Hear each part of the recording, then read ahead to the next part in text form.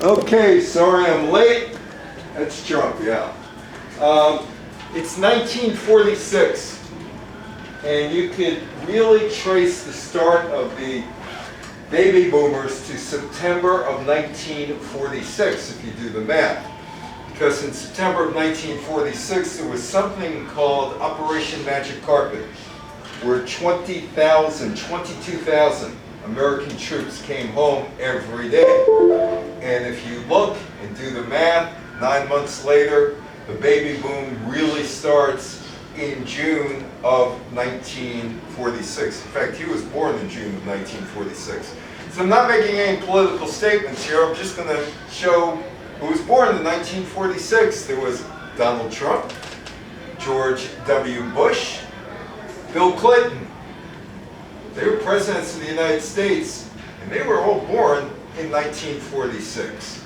That's my mother-in-law, who was a widow in 1946.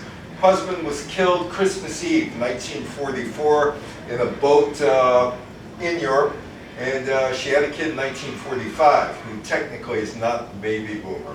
But there she is in the Bronx, and within a year she would be remarried.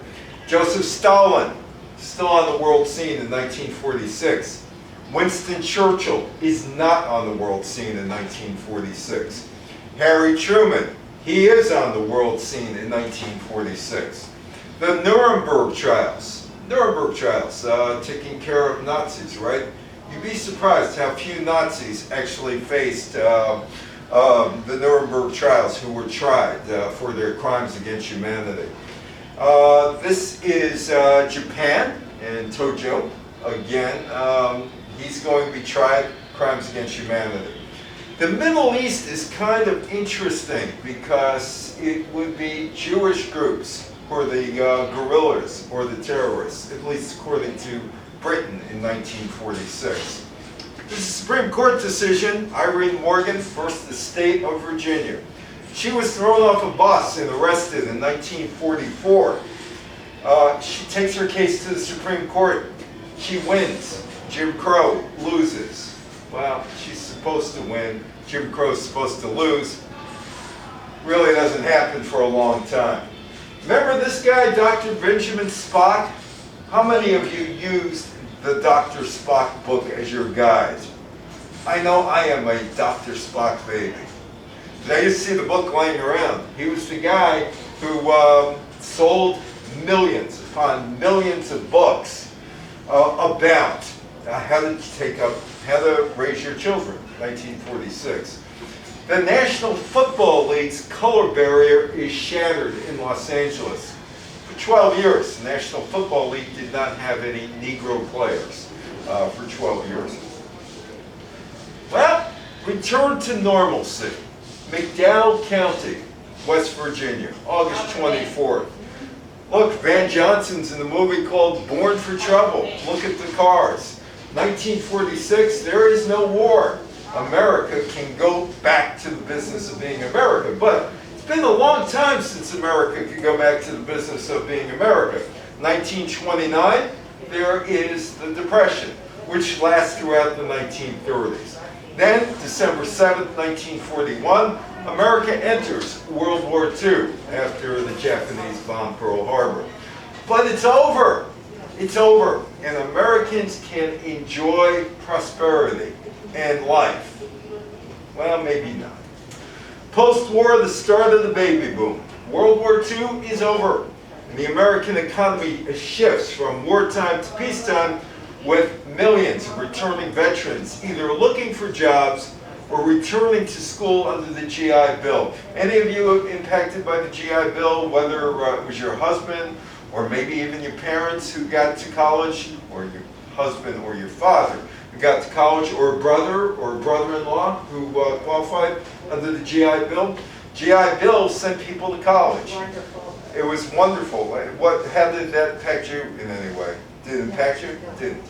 So, yeah, back to work. Studebaker plant, Indiana. There's a singer on a cruise ship by the name of Mark Preston, whose grandfather worked at the Studebaker plant in Fort Wayne, rather South Bend, Indiana, home of Notre Dame. The United States turned away from isolationism with World War II, and they are involved in international affairs. The goal of most women in the United States in 1946 was to get married. Not all women. Some women, the Rosie the Riveters, who went to work at munitions plants, didn't want to leave their jobs, and they were either fired or demoted. Most women are caretakers or homemakers. My wife has a cousin who's about 90 years old now, and she decided, I want to get married. She's really smart, valedictorian I heard, and all that other stuff, but she decided she wanted to be a bride, as many women did in 1946. Meanwhile, the President Harry Truman was concerned a sudden end to price and wage controls would result in a dramatic rise in prices. And he's under pressure from workers and business leaders to end wartime restrictions as quickly as possible. And he reluctantly ends most price controls in the summer and all wage controls in November. The economy. Well, is it humming? Kind of humming. Yeah, but there's also other problems with the economy. 25% jump in the overall consumer price index. Wow. Greater increase in food prices. The decrease in purchasing power did not sit well with either consumers or organized labor. And I don't know how many of you are New York Mets fans here. Any New York Mets fans? Yeah. Remember Ralph Kiner, Yes. the announcer? Well, my background was sports, journalism, TV, radio, all that nonsense, newspapers, magazines. And I got to know Ralph over the years. And Ralph was one of these guys who came back from World War II. He was in the Navy. And we were talking one day, and we were talking about baseball, and how baseball players were thinking of striking. And he says, go look around 1946. He said, go back to 1946. And he's telling me this, and this is Ralph Kiner, right? Mets announcer. And he says, go back to 1946. Take a look at what was going on. Because we, guys like him, who put their lives on the line, wanted something back. They risked their lives. They wanted more money. Auto workers, 1945-46 on strike. 174,000 electric workers go on strike January 1946. 93,000 meatpackers go on strike 1946 January. 700,000 steel workers January 1946 on strike. 250,000 railway engineers in Truman in May go on strike. 120,000 miners, rail and steel workers in the Pittsburgh region go on strike in December. And they're not the only ones that are going on strike. Other people went on strike. The men said, hey, we nearly died for this country. What are you going to do for us? That's at least what Kiner said. Well, people were having problems with that. Elected officials were having a lot of problems with that. People were buying less because of inflation. Sounds like today, right? They're earning less due to the end of double shifts and overtime hours common during the war. The response was a wave of strikes in 1946 for higher wages involving more than 4.5 million workers. As Ralph Kiner said in the baseball parlance, we just wanted some more stuff. We wanted more meal money. We wanted bigger salary. When the United Mine Workers struck, Truman ordered the federal government to seize the coal mines. When the National Railroad strike loomed, Truman threatened to do the same thing and even asked for the authority to draft striking railroad workers into the Army. The economy. Well, the economy is kind of weird since October 1929 with the Depression and the war. So what's going on in the economy? Well, Truman's not doing much for labor. And the Democrats say, hey, you know what? We'll try the Republicans. Even though the Republicans sunk the economy in the 1920s, they're not doing anything for us. Let's see if they learned any lessons from the 1920s. The Republicans used the dissatisfaction with Harry Truman to their advantage. They said, hey, Truman is not handling the economy well. and they win control of both the House and the Senate in 1946 for the first time since 1928. The Labor Party. Was there going to be a Labor Party? Truman's conduct during the strikes produced a clamor among workers for the creation of a Labor Party. But the resistance of union leadership in the Communist Party prevented that from happening. And there is Ralph Kiner, and Ralph told me this story about the Pittsburgh Pirates possibly going on strike in June of 1946. They nearly become, the Pittsburgh Pirates, the first team in the 20th century to strike over working conditions. It was a Boston attorney by the name of Robert Murphy, Bob Murphy, who tried to organize the Major League Baseball players. Players had just come home from World War II. And here's Ralph Kiner telling me this. There was a guy named Bob Murphy of the American Baseball Guild who organized the Players Union. And he picked the Pittsburgh Pirates as the place to start because Pittsburgh was a highly unionized city at the time. Because of the coal workers? And steel workers, coal workers and steel workers. And there is Robert Murphy. We had a vote. We were going to strike on June 7th on the field and not play against the New York Giants. We had a vote whether or not we were going to unionize, and the vote failed. We ended up playing that game. It took a long time to unionize. This guy bared the brunt of the Pirates not striking. Remember, it's Pittsburgh. Coal miners, steel workers. These guys are really, really, really tough guys. And they decided to let Jimmy Brown know what they thought about him not organizing a union, because these were union guys. The pitcher Rip Sewell and the infielder Jimmy Brown led the anti-strike forces, and that side would eventually win out. Fans in the stands in Pittsburgh, they're booing their home team. Many of them were trade union members, and they're booing the Pirates. Union toughs pushed around Jimmy Brown in the parking lot after a game. The Major League Baseball commissioner sent Rip Sewell a gold watch, thanking him for playing. These guys weren't getting any pensions at the time, and baseball owners were happy that guys like Rip Sewell said, oh, okay. But that was not only going on in baseball, it was going on in a lot of industries in the country.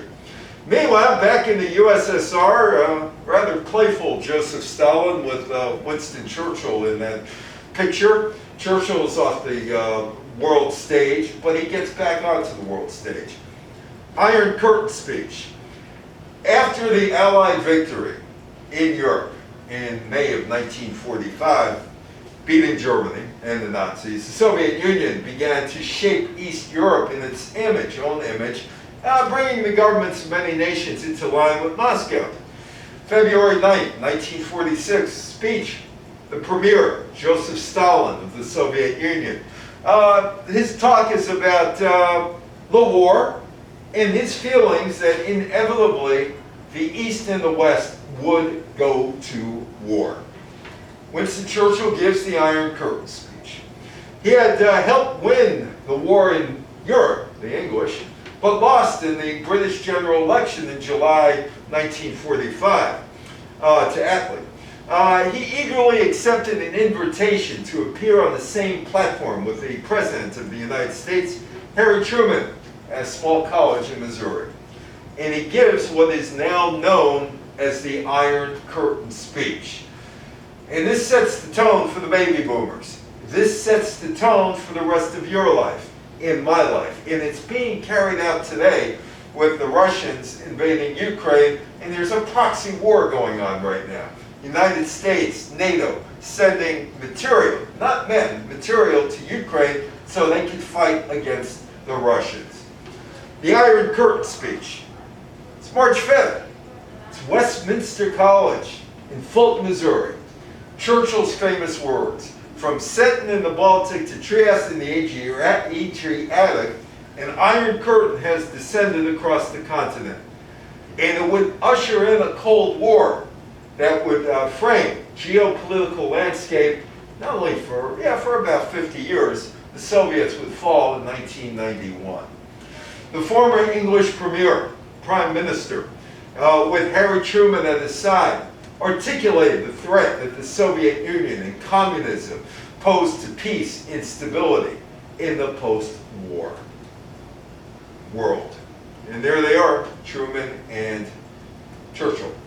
Churchill made the term Iron Curtain a household phrase. How many of you heard the Iron Curtain? Right? That's all I heard. And when I'm going to school in the history books, Iron Curtain, Iron Curtain, Iron Curtain. News, Iron Curtain, Iron Curtain, Iron Curtain. He also termed the phrase special relationship, describing the enduring alliance between the United States and Great Britain. But Churchill is not only in the United States giving speeches, he's also giving speeches in Europe, such as the Tragedy of Europe speech. It's September 19th, 1946, and Churchill said, "Our constant aim must be to build and fortify the United Nations organization. And within the world concept that we must recreate the European family in a regional structure called, it may be, the United States of Europe. And the first practical step will be to form a Council of Europe. If, at first, all the states of Europe were not willing or able to join the Union, we must nevertheless proceed to assemble and combine those who will and can." Nuremberg Trials. How many Nazis do you think really were tried? Not enough. A handful. A handful. That was it, a handful. The Nuremberg Trials broke new ground in holding government leaders individually responsible for their aggression and slaughter of millions of innocents, in addition to establishing the offense of war crimes, and also produced charges of crimes against peace, waging war of aggression and crimes against humanity. The best known of the Nuremberg Trials was the trial of major war criminals held from November 20th, 1945 to October 1st. There were prosecutors and defense attorneys, and they had to live with British and American law, but the decisions and sentences were imposed by a tribunal or a panel of judges rather than a single judge and a jury. And there is the Nuremberg Trials taking place. The International Tribunal found all but 3 of the defendants guilty. 12 were sentenced to death. 12. 1, Martin Bormann, in absentia. The rest were given prison sentences ranging from 10 years to life behind bars. 24 individuals were indicted. 24. Along with 6 Nazi organizations determined to be criminal. One of the indicted men was deemed medically unfit to stand trial, while a second man killed himself before the trial began. Adolf Hitler and 2 of his top associates, Himmler and Goebbels, committed suicide in the spring of 1945 before they could be brought to trial. Göring was brought to trial. 10 of the condemned were executed by hanging on October 16th. 10. Just 10. Just 10. Hermann Göring, Hitler's designated successor and the head of the Luftwaffe, or the German Air Force, committed suicide the night before his execution with a cyanide capsule that he had hidden in a jar of skin medication. Meanwhile, there were things called the rat lines. You ever hear of the rat lines? The rat lines. And they were going to places like Argentina because this guy wanted them. Juan Perón. Rat lines were a system of escape routes for Nazis and other fascists fleeing Europe in the aftermath of World War II. The escape routes mainly led towards havens in Latin America, particularly Argentina, but also Paraguay, Colombia, Brazil, Uruguay, Mexico, Chile, Peru, Guatemala, Ecuador, and Bolivia, as well as the United States, Spain, and Switzerland. The United States, after World War II, took in 1,600 Nazis. Many of them were scientists, some of the great thinkers, some of the most brilliant brains in Nazi Germany. 1,600. It's called Operation Paperclip. Among those people who came was Wernher von Braun. Wernher von Braun was the father of the United States space program. No, that was Oppenheimer. Robert Oppenheimer, Manhattan Project. Argentina maintained close ties to Germany and was neutral for most of World War II. The Argentinian President Juan Perón secretly ordered diplomats and intelligence officers to establish escape routes, rat lines, through ports in Spain and Italy, and they smuggled thousands of former SS officers and Nazi party members out of Europe. Joseph Mengele is another guy.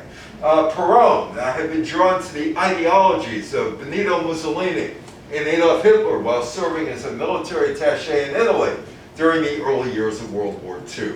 The Argentine president also sought to recruit those Nazis with particular military and technical expertise that he believed could help his country. Much like the United States, Operation Paperclip, 1600, Nazis coming over. Soviet Union, they poached scientists from the Third Reich to assist them in the Cold War. He escaped to Argentina, Adolf Eichmann. And Argentina hit him pretty well for about 14 years. In Nuremberg, at the time, something else was taking place. This is Perón, that I personally considered a disgrace and an unfortunate lesson for the future of humanity. What year is that? This is 46.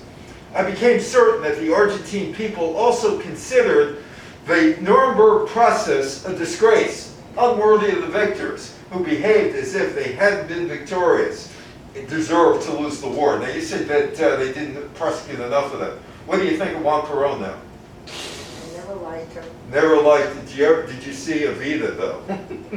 Oh bro, don't cry for me, Argentina. It was called the Third Way. The Third Way. And Perón is at the head of the Third Way. He had major ambitions. He was going to be a player on the world stage.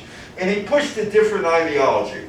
Perón called his movement the Third Way, or Istimolismo, a supposed path between capitalism and communism. His reform started in Argentina in 1946 after he was elected president. Meanwhile, there is the Emperor Hirohito. And Hirohito was spared. And he's with Douglas MacArthur over there. January 1st, 1946, the Emperor Hirohito of Japan took to his country's airwaves and gave a speech. He basically he said, I'm just a mere mortal. Mere legends and myths created the false conception that the emperor is divine. The Emperor Hirohito led Japan into war against the United States in 1941. Yes. There was also that war in China in the 1930s.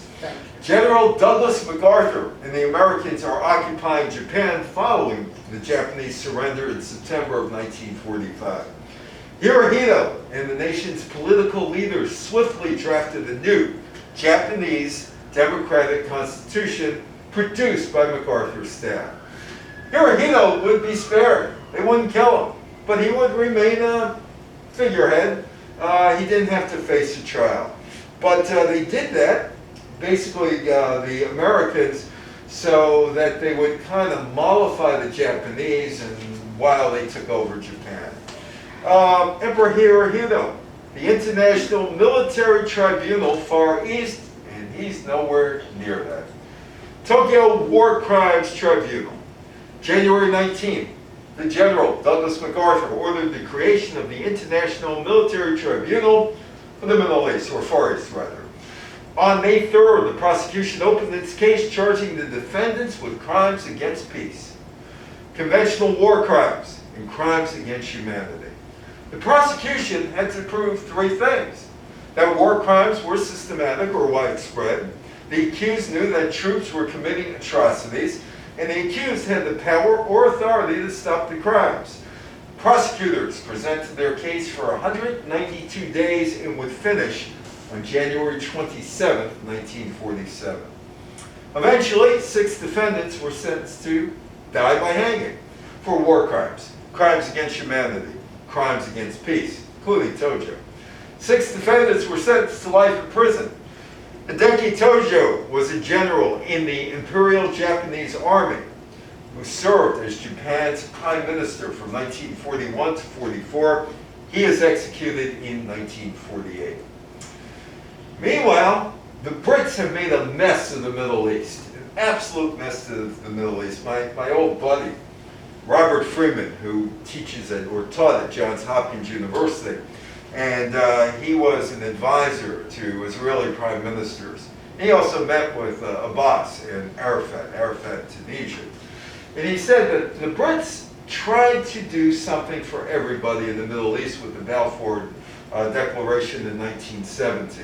He said what they did was promise everybody everything and give nothing and create a major mess. Of course, they did the same thing in India and Pakistan, did that same thing in parts of Africa. So they were dividers. They were dividers. The Jewish resistance movement. At the end of World War II, the conflict over Palestine gained momentum. As early as 1942, the Yishuv, the Jewish community in Palestine, turned to the United States, asking for support for a Jewish state in Palestine.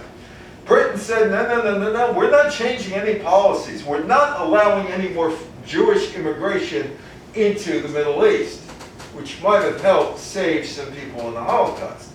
Despite hundreds of thousands of Jewish people languishing in Allied displaced prison camps, the British locked the gates to Palestine. The guy who locked the gates? Winston Churchill. British ships stopped ships and forced refugees into camps that were established in Cyprus. Despite expressions of world outrage, the British interned more than 51,000 Jews who were trying to get to Palestine. So there's a Jewish resistance movement. And the resistance increases dramatically. The Yishuv gathered weapons for the war. They knew what was coming. Despite British intervention at every turn, the Haganah prepared for military conflict, hiding guns in the kibbutzes and training volunteers in orange groves. It's Menachem Begin. Remember Menachem Begin? There he is in 1942. And you might call him a terrorist, freedom fighter, guerrilla, take your pick. In 1944, he becomes the head of the Irgun. He has escaped the Nazis in Poland. He's arrested by the Soviets, but survives. When he arrives in Palestine, he declared armed warfare against the British. The Jews would have to kick the British out by themselves. Arab terrorism also increases. The Irgun and the Stern Gang. What? Irgun. Yeah, they were good. And the Stern Gang retaliated. They turned their forces against the British as well. October 1945, the first big operation of the Jewish resistance movement takes place. A Palmach force broke into the British detention camp, released more than 200 illegal immigrants detained by Britain. And then there's the King David Hotel bombing. And that turns the corner for the freedom fighters, so to speak. June 29th, Operation Agatha, the British arrest the leaders of the Jewish agency responsible for running the Yishuv. This further radicalized the country. Again, there's a warning to the Brits. We're going to blow up your headquarters in the King David Hotel.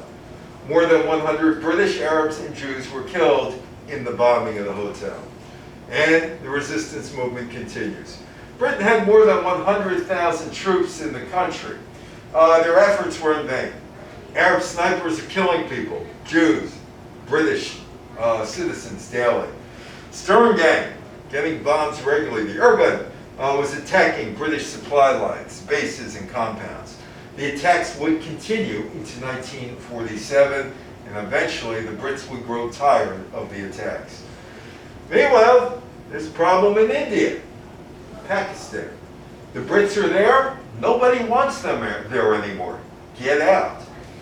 Indian independence. The formal process that led to Indian independence began with a report that the British government issued on May 16, 1946, which recommended the formation of an interim government in India to devise a constitution as part of a process by which India would achieve independence from Great Britain.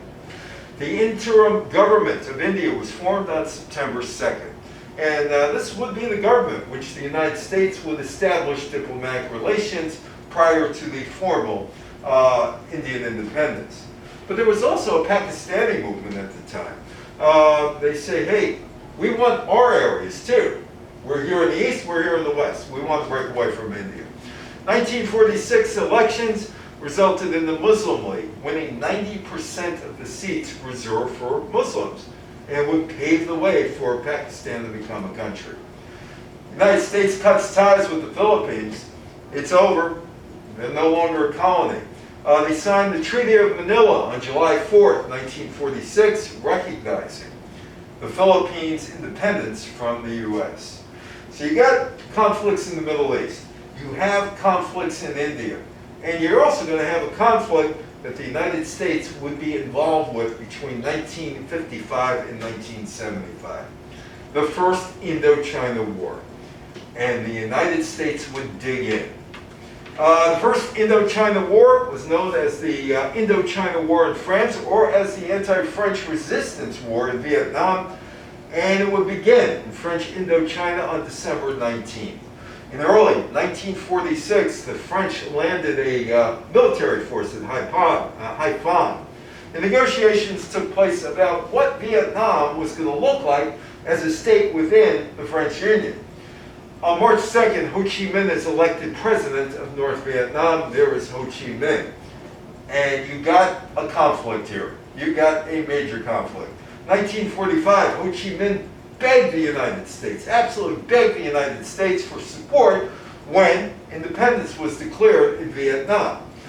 On November 23rd, the French fleet bombarded the Vietnamese section of Haiphong, killing 6,000 Vietnamese civilians in one afternoon. The Viet Minh, which becomes the Viet Cong eventually, agreed to a ceasefire and left the cities. In December, hostilities between the Viet Minh and the French break out in Hanoi, and Ho Chi Minh was forced to evacuate the capital in favor of a more remote forest and mountainous area. Guerrilla war ensued. French is controlling most of the country except the far-flung areas. The United Nations starts, well, they started really in 1945, but the first General Assembly of the United Nations starts in January of 46. It was held in London. The League of Nations would dissolve in April. She is a forgotten civil rights leader. Her name is Irene Morgan. And Irene Morgan was thrown off a bus in 1944. On June 3rd, 1946, the Supreme Court of the United States ruled against Jim Crow segregation on interstate commerce in the Morgan versus Commonwealth of Virginia case. The case begins on July 16, 1944, when Irene Morgan boards a Greyhound bus in Virginia for a 5-hour bus ride to see her doctor. She had had a miscarriage and wanted to make sure she was okay. She sat in the colored section. A young white couple boarded the crowded bus, needed seats. The white bus driver said to Morgan, "Get up, get out of that seat," and give it to her. Morgan refuses, and that causes all kind of problems on the bus. The driver drives to jail, tells the sheriff deputy, "Come on board." He handed Morgan an arrest warrant. She tore it up, tossed it out the bus window. One of the officers swore at her and tried to physically remove her from the bus. She kicked the officer. I think they talk about it today in the Wall Street Journal. They talk about today? I didn't see the Wall Street Journal, but, you know. Thurgood Marshall and the NAACP take up her case. In the 1946 Supreme Court ruling, the court stated in part, "It seems clear to us that seating arrangements for different races in interstate motor travel require a single uniform rule to promote and protect national travel. Consequently, we hold the Virginia statute incontroversially invalid." invalid. There's a little newspaper, letter to the editor, in the Atlanta Journal-Constitution, which is what it's called today. And you might want to look at the name down here. If you can't see it, it's MLK Jr., Morehouse College. And it's called Kick Up Dust. I often find when decent treatment of Negro is urged, a certain class of people hurry to raise the scarecrow of social mingling and intermarriage. And that's where he starts his civil rights career, with this letter to the editor, to the newspaper in 1946. 1946, 17 years old when he does that. Martin Luther King, 1946. There's a guy by the name of Maceo Snipes. He's trying to vote in Georgia. He returns home to Taylor County after serving in World War II. He's killed in July 1946 when 4 men shot him outside a relative's home. He was murdered after voting in the statewide Democratic primary election for governor. That is Martin Luther King, roughly 1946. Shortly after, a young King, 17 years old, student at Morehouse College in Atlanta, writes a letter to the Atlanta Constitution. He's looking for civil rights reform. It is believed the letter was prompted by the killing of Snipes and the lynching that same summer of 2 black couples, George and Mae Murray Dorsey and Roger and Dorothy Malcolm, were killed by a mob at the Moores Ford Bridge between Monroe and Watkinsville, Georgia. Harry Truman's he's hearing about this as well. And Harry Truman proposes a presidential commission on civil rights, basically saying, we got to look into what's going on here. These lynchings have to stop. They have to stop. The President's Commission on Civil Rights Committee was created by Executive Order 9808 on December 5th and was instructed to investigate the status of civil rights in the country and propose measures to strengthen and protect them. Truman, I want our Bill of Rights implemented, in fact. We've been trying to do this 150 years. We're making progress, but we're not making progress fast enough. And then there was the Red Scare, and looking for communists everywhere. Part of it starts with this guy that you see here. His name is Billy Wilkerson. He is the editor and owner of the Hollywood Reporter. He's a failed actor, and he decides he's going to get his pound of flesh by outing what he says are communists. So this is all started by a magazine. Billy Wilkerson, owner, editor, publisher, Hollywood Reporter, says, I'm gonna out all the communists in Hollywood. He would name names of the alleged Reds in his trade views column and expose this lurking menace. On July 29, 1946, he starts. The names include Dalton Trumbo and Howard Koch and Ring Lardner Jr. and other Hollywood players that he said without attribution, were communist sympathizers. He would ruin lives. But he's not the only one looking for communists in Hollywood. See this guy? You know who that guy is, right? Disney. It's Walt Disney. And he's hunting communists in 1941. He branded some of his animators communists, said the Screen Actors Guild was a communist front, and labeled the 1941 strike that hit his studio a communist plot. He gets a hold of J. Edgar Hoover and contacts the FBI about alleged communist infiltration at his studio. I remember this is the one I remember. This is the book I remember. It was torn, frayed, torn. I mean, it came in many, many editions, but I remember that one. How many of you had this book in your house? You had it? You had it? Was that your Bible for raising kids? Was that the thing you went to when you raised kids? Did you? Yeah. Oh, kid has a stomachache. Oh, it's got to be page 487, right? Benjamin Spock, Baby and Childbirth. Well, he challenged child rearing of the early 20th century, that babies should be fed according to a tight schedule, and then showing that too much affection made them weak and unprepared for the world. Spock encouraged a more gentle approach to bringing up children and told parents to trust their own instincts and common sense. Benjamin Spock was probably the most famous doctor of his era. By the end of his era, he becomes an anti-Vietnam War protester. It's my ebook, my football ebook. The modern era of pro football starts and goes hand in hand with Irene Morgan, and hand in hand with Harry Truman and his presidential commission to find out what can be done about race relations in the United States. The war is over, so let's expand, expand, expand. And it happens to be in the football business that the National Football League faced some challenges, and one of the challenges, there was a new challenger, the All-American Football Conference, which had 8 franchises. The All-American Football Conference was organized by a Chicago Tribune sports editor by the name of Arch Ward. They had teams in New York and Brooklyn, in Buffalo and Miami, in Cleveland and Chicago, in San Francisco and Los Angeles. The modern era of football really starts post-war. National Football League had 10 teams. The All-American Football Conference 8. Boston, the New York Giants, Philadelphia, Pittsburgh, Washington in the East for the NFL.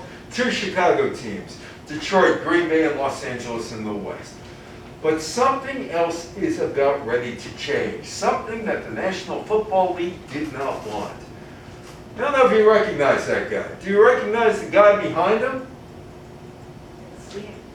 It's Kirk Douglas. This is Woody Strode. Played pro football in 1946 with the Los Angeles Rams. The movie, Spartacus, which also starred a guy named Bernie Schwartz from Seward High School. You know him better as Tony Curtis, right? Anyway, he's one of the 2 players who broke the color barrier in the National Football League. Cleveland Rams owner, Daniel Reeves, a New York guy, is losing money in Cleveland. And he sees Los Angeles, and he sees gold. And he told the Associated Press in 1946, I believe it will become the greatest professional football town in the country.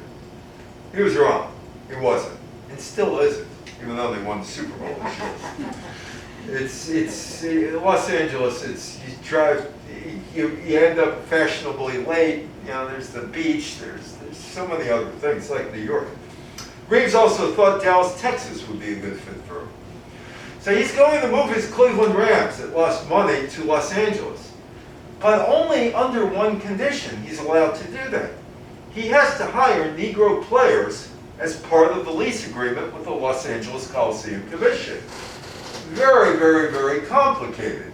Because the other NFL owners, they don't necessarily want to see a team in Los Angeles because it's so far away. Chicago is about as far west as they went in those days. This is entering the Hall of Fame here, Daniel Reeves. But there's also one other string attached. He's got to have Negro players. The NFL was concerned about costs and initially said, no, you're going to stay in Cleveland. And he says, I'm going to remove my team, I'm going to leave football forever. And you call this a National League? Well, you can consider the Cleveland Rams out of pro football. But they may have been out of pro football, but Reeves wasn't. No Major League franchise had ever called a West Coast city home before. Travel was still in its earliest stages. Los Angeles, 2,000 long, hard landmine miles away from Chicago. Yeah, they had college football there, but pro football died in the 1920s.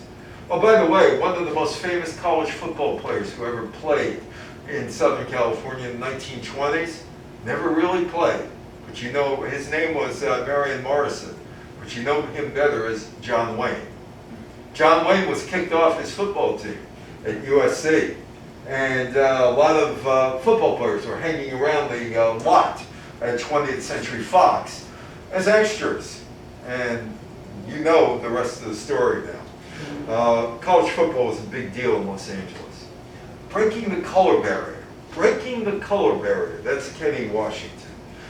Well, Reeves had to hire Negro players. That's part of his agreement to move to Los Angeles, despite other owners who said you can't do it. And the league didn't have colored players in the league for about 12 years, between 1934 and 1946.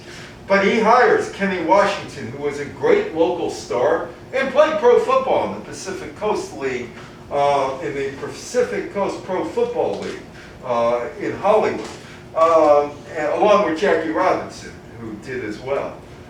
Getting a lease from the Los Angeles Coliseum Commission would change the league. Some owners, like the Washington owner, George Preston Marshall, who while he was in Boston owning that team before moving to Washington, was the guy who pushed the color barrier. And there's this guy by the name of Haley Harding. And sometimes journalists do make a difference, like Woodward and Bernstein in 1972, 73, and 74 with Nixon. Like Walter Cronkite in 1968 saying, the best I could see in the Vietnam War is America ending up in a stalemate. This guy was a former jock, and he was with the Los Angeles Tribune, and he was the sports editor.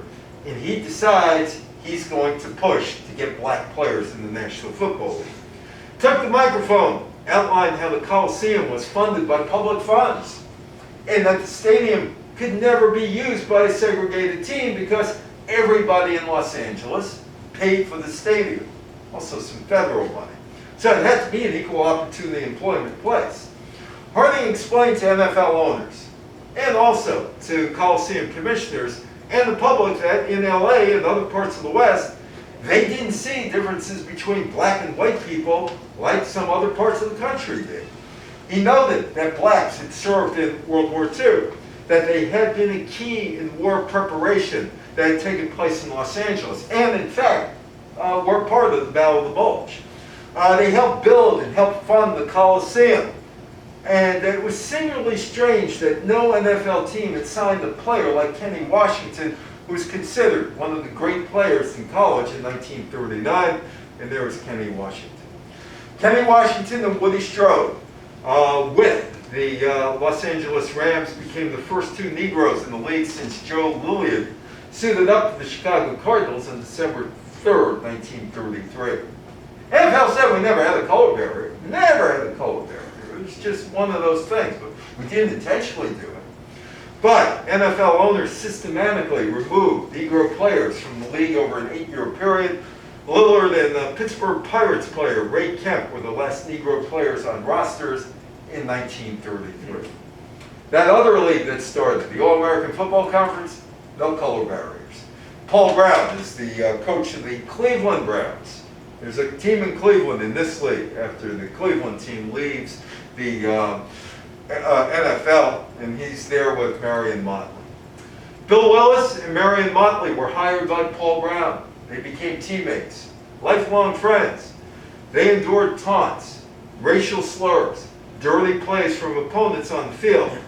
Brown kept them home, didn't go to Miami with the team because there were death threats if they played in Miami. But their teammates, unlike the Los Angeles Ram teammates, welcomed them. The Los Angeles Ram teammates did not like the two guys and never talked to them. Think of that. Football players are threatened with death if they play. 1946. You don't hear these guys' stories. You hear about Jackie Robinson, but you never hear about their stories. It's my other book. Basketball, peach baskets, dance halls in the not-so-stern NBA. Well, the war's over. Prosperity. Spend money. Go have a good time. Don't worry about the Depression anymore. Don't worry about World War II. Don't look back. Look ahead, look ahead, look ahead. Basketball Association of America was conceived by Northeast United States arena owners looking to fill dates at their arenas. The BAA sold their franchises for a whopping $1,000 each. We could have bought it. And you can only spend $40,000 on players. They had a little different rules, 4 12-minute quarters, and they would establish a season or start the season a month before the weaker National Basketball League. BAA owners could not name their teams after companies or corporately, which set it apart from the National Basketball League, which did. First game was in Toronto, November 1st, 1946. And in Toronto, there was an ad in the newspaper, and it said, "Can you top this? Anyone taller than Nostrin, 6'8" tall, will be admitted free to opening game. Big time basketball, Toronto against the New York Knickerbockers. By the way, the prices, 75 cents, $1.25, $2 and $2.50. Let me ask you a question here. Anybody ever have a GO card? GO card to get into Madison Square Garden? Didn't have a GO card. GO cards in high school. in high school. High school, right? Yeah. You had a GO card. 50 Yeah. cents. 50 cents to get in. Basketball Association of America had teams in Boston, Chicago, Cleveland, Detroit, New York, Philadelphia, Pittsburgh, Providence, St. Louis, Toronto, and Washington. And they also had an all-white policy. No Negro players were hired. The National Basketball League did have a few Negro players. The NBL had good players, but it was mostly a Midwest league playing in very small cities. Here in New York, there were two NHL teams. They both played at Madison Square Garden. The New York Americans, we're almost done. We're getting toward the end here. New York Americans, they were the first team playing in Madison Square Garden. The owners of Madison Square Garden saw how well the New York Americans did in 1925, and they decided, we want our own team. And they started the New York Rangers, and the Americans became second-class citizens. Well, World War II broke out in 1939, and most of the players were Canadian, or actually British. And so they had to serve. And teams were running out of players, including the New York Americans. Now, the New York Americans suspended operations with the understanding that they would come back after the war, and there would be an arena built in Brooklyn, and they would play in the arena in Brooklyn. The National Hockey League was cut down to 6 teams. They suspended operations in 1942. Red Dutton said, I don't have enough players for 1942-43. The NHL retired the franchise in 1946. The curse of Red Dutton came about after Red Dutton was blocked by Madison Square Garden management from bringing back his New York Americans. When Dutton found out his plan was not going to be carried out, he didn't have the building in Brooklyn yet, he supposedly put a curse on the Rangers, saying the team would never win the Stanley Cup again in his lifetime. Okay, you know who these guys are, right? Martin and Lewis. Biggest showbiz performers of the late 1940s, post-war America. Dean Martin and Jerry Lewis were introduced on the New York street. March of 1945, they became friends. July 1946, Jerry was booked to play the Club 500 in Atlantic City. A singer named Jack Randall was scheduled to appear with Jerry on the bill, but he doesn't show up. He decides he's going to call his old friend. He goofed around with Dean. Jerry told the club owner, Paul Skinny D'Amato, go hire Dean. Go hire him. We fool around on stage. We do funny stuff together. Dean was unemployed, so he flies down to Atlantic City. That night, July 25th, he sang a few songs, went off stage, Jerry did his record act, and the same. It was not very good. But something changes. Dean and Jerry. After they finished their respective performances, Skinny D'Amato, he was a gangster, calls Dean and Jerry into the office and said, where's the funny stuff? They had no funny stuff. None. So he says, Skinny says, there better be some funny stuff in the next show or else. Nobody knows what the or else was, but they thought they did. Well, they need gigs, and they knew they better have something to go at the midnight show. So they go to their dressing room, and they were starving. They hadn't a chance to eat. They told the club's busboy to go out and bring them pastrami sandwiches and some sodas. As the hungry and desperate pair chowed down their deli fare, Jerry wrote the genesis of the Martin and Lewis act on the wrapper of the pastrami sandwiches as Showtime got nearer. Jerry had an idea in the back of his mind for several months. It was called Sex and Slapstick.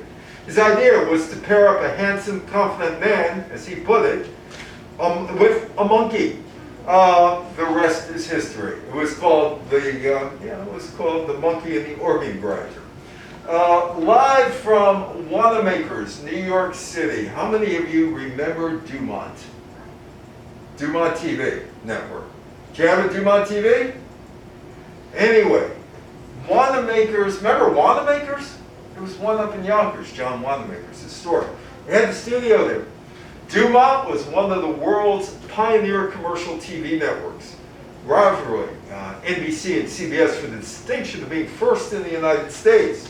And it was the first one on in the United States. Dumont, Channel 3.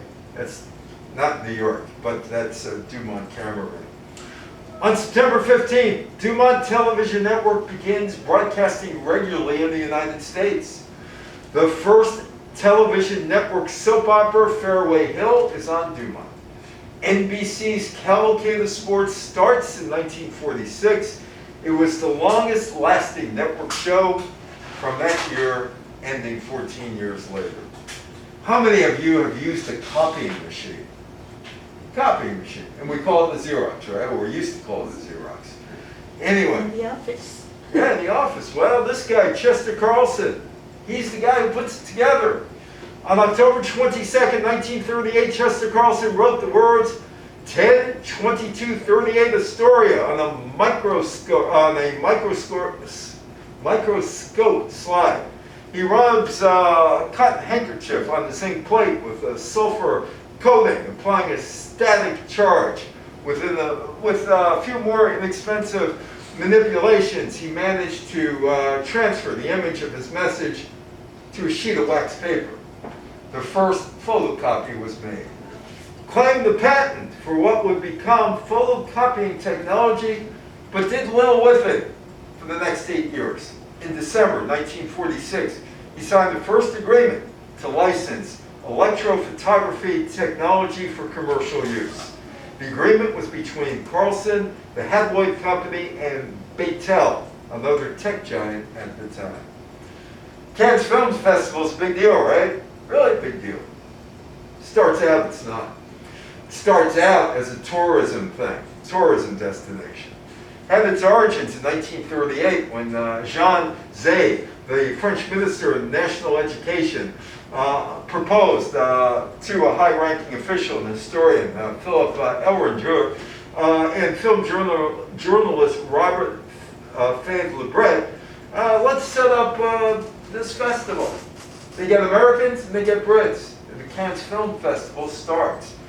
Derailed by World War II, it comes back in 1946. 21 countries presented their films at the first Cannes International Film Festival. It takes place at the former Casino of Cannes.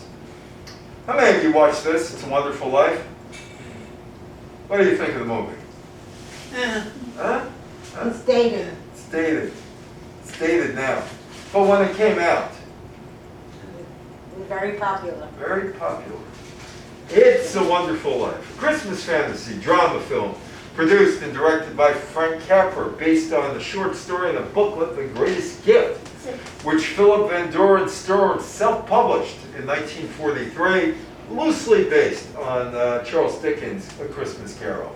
Stars James Stewart as George Bailey, a man who has given up his personal dreams in order to help others in his community, and whose thoughts of suicide on Christmas Eve brings an intervention of a guardian angel. Received mixed reviews. Unsuccessful at the box office. How many of you use Tide? Tide detergent becomes available. The Wash Day miracle. With the invention of washing machines, it changed the way households did laundry by reducing manual labor to do laundry, freed up hours for household chores. Any Mensa guys in here? Mensa Society. The Mensa Society was created in October by Robert Roland Barrell and Lancelot Ware in England. Mensa was created with the intention of providing a nurturing and inclusive club for some of the most intelligent people around the world. The only requirement for membership was to have an IQ in the top 2% of the overall population. Tupperware is introduced. Tupperware. It's a problem with Tupperware. People didn't want it. It was a plastic food container developed in 1938 from a plastic. Tupperware became an alternative to storing food that weighed less than a glass and less easy to break. Not very popular when it came out in retail stores because people said, what are we supposed to do with this? Sunscreen. Sunscreen comes out in 1946. 1938, Franz Greta, a Swiss chemistry student, gets a sunburn climbing a mountain in Austria. And he decides, I'm going to create something so I don't get sunburned. 8 years later, he releases the Gletscher cream, sold under the name Piz Boom. You can still buy that today. The bikini is introduced in 1946. July 5th, French designer Louise Riad unveils a two-piece swimsuit in Paris. Parisian showgirl Micheline Bordini modeled the new fashion which Rio dubbed bikini, inspired by a news-making U.S. atomic test that took place off the Bikini Atoll in the Pacific Ocean earlier that week. Well, it's 76 years later now. Let's see how much of this holds up. Americans would eventually see economic prosperity in the 1950s. Soviet Union collapsed in 1991. The French would pull out of Indo-China in 1954. The United States would really start aiding South Vietnam in 1955. Civil rights movement would kick into action in the mid-1950s, led by Martin Luther King. Civil rights bill passed in 1964. 2018, the FBI and the Georgia Bureau of Investigation officially closed the case of the last mass lynching. Never charged or convicted anyone in the deaths of Roger Malcolm, Dorothy Malcolm, George Dorsey, and Mae Murray Dorsey. But just recently, something happened about lynching. On March 20th, 29th, 2022, Joe Biden signed into law a federal hate lynching law. It's a federal hate crime now, more than 100 years after such legislation was proposed. House of Representatives voted 422-3, March 7th.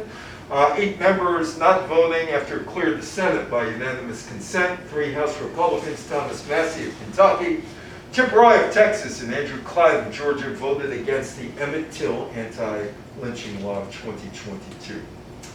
According to a 2012 article in the English newspaper, the Daily Mail, German prosecutors who examined secret files from Brazil and Chile discovered as many as 9,000 Nazi officers and collaborators from other countries escaped from Europe to find sanctuary in South America. Brazil took in 1,500 to 2,000, 500 to 1,000 settled in Chile, 5,000 in Argentina. Adolf Eichmann, the Nazi SS lieutenant colonel who masterminded the transport of European Jews to concentration camps, was caught by Israeli agents in Argentina. 1961, an Israeli court sentenced him to death. He was hanged in 1962. Egypt and Israel finally got a peace agreement done in the late 1970s. Israel became a country in 1948. Begin became the prime minister in 1977. The Camp David Accords were signed, a pair of political agreements signed by the Egyptian President Anwar Sadat and the Israeli Prime Minister Menachem Begin, September 17, 1978. Irene Morgan, civil rights pioneer, received numerous awards, including the Presidential Citizens Medal, the second highest civilian award in the country. She died on August 10, 2007. India and Pakistan gained independence in 1947, and there have been wars between the two countries, and things still are not settled. Xerox 914 hit the markets in 1959. It worked by placing an original on the pane glass and press a button. It's created a single copy on plain paper. One of the first 2 Xerox 914s caught fire, but the second one did well. Super Bowl is the biggest sports event in the United States. The NFL, which was a mom-and-pop operation in 1946, takes in billions in revenues today. Took in 3 All-American Football Conference teams in 1949. National Basketball Association. Basketball is the second most played sport around the world. It's a global entity. It takes in billions of dollars. The BAA and the NBA merged in 1949. Red Dutton died in 1987. The Rangers won the Stanley Cup in 1994. The bikini was not accepted by Americans for years and years. Neiman Marcus buyer classified the bikini as the big thing in 1960. Brian Hyland also had a hit that year with the song Itsy Bitsy Teeny Weeny Yellow Polka Dot Bikini. Martin and Lewis, the hottest act of the 40s into the 50s, split in 1959. It's a Wonderful Life is considered one of the greatest films of all time. The Dumont Network folded in 1955. Some sports properties ended up on CBS and ABC and NBC. CBS and NBC are parts of larger media companies today. The Hollywood 10, cited for, well, we've got about 2 minutes left, so that's fine. Cited for contempt of Congress. April 1948, each man of the Hollywood 10 found guilty, sentenced to spend a year in prison and pay a $1,000 fine. Dr. Spock, well, his book, well, it's only second to the Bible in copies sold. More than 50 million copies were translated into 40 languages. It's still in print. Sunscreen and Tide are still around. And just recently, the 4 guys who desegregated football, integrated football, was announced they're going to be honored in August. They're called the Forgotten Four. Marion Motley, Woody Strode, Kenny Washington, Bill Willis. Reintegrated pro football in 1946, and were selected to share the Pro Football Hall of Fame's Ralph Hay Pioneer Award during the August 2022 Enshrinement Week. Thank you so much. Any questions, any comments on this? Going back to those days. If not, we'll see you in 2 weeks. And we're going to talk about things like the America almost had Nova Scotia as part of the 14 colonies. We'll talk about that in 2 weeks. Anyway, enjoy the night.